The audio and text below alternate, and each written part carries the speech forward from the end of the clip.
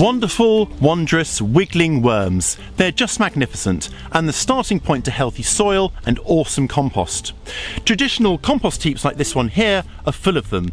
But there is another way to turn kitchen scraps and weeds into nutrient-dense goodness, by using a wormery.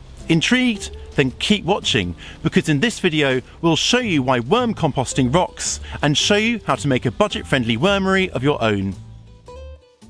Wormeries, or worm composters, use special composting worms to turn kitchen waste into nutrient-dense compost and liquid fertiliser.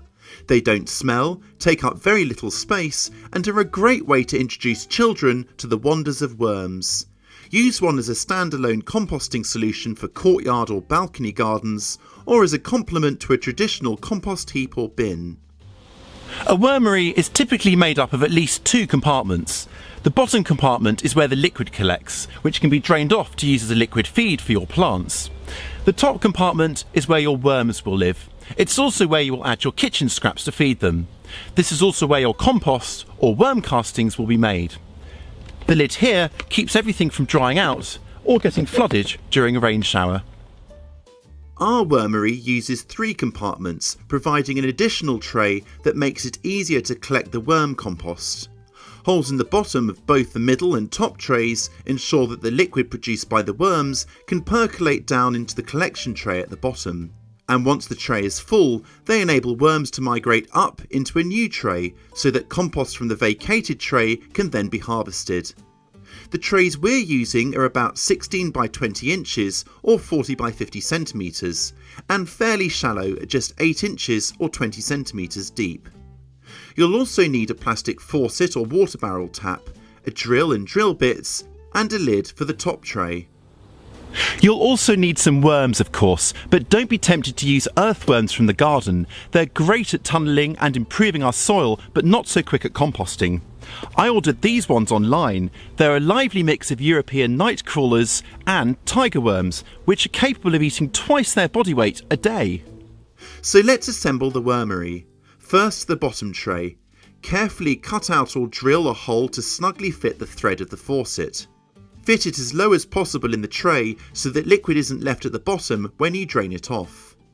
Screw it tightly into position, then secure with the back nut. You can raise the wormery up on bricks to make it easier to drain off the liquid.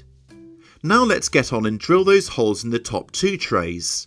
Drill 1/4 inch or 1/2 centimetre holes approximately every 2 inches or 5 centimetres, right across the bottom of both trays. We'll also drill a single row of holes near the top of the two trays at the same size and spacing.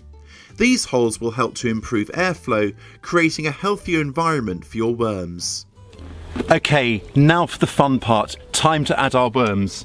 I'm starting with an 3 inch, that's 8 centimetre layer of coir, which I've dampened slightly to make it nice and comfortable for the worms. You could also use any really good quality compost. Now it's time to add the worms. In they go.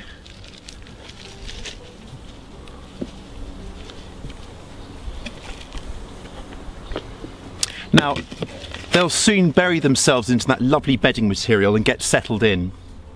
Now it's time for our kitchen scraps. To start with, you just want to add about 2 inches, that's 5 centimetres, so as not to overwhelm them and so they can settle into their new home in peace.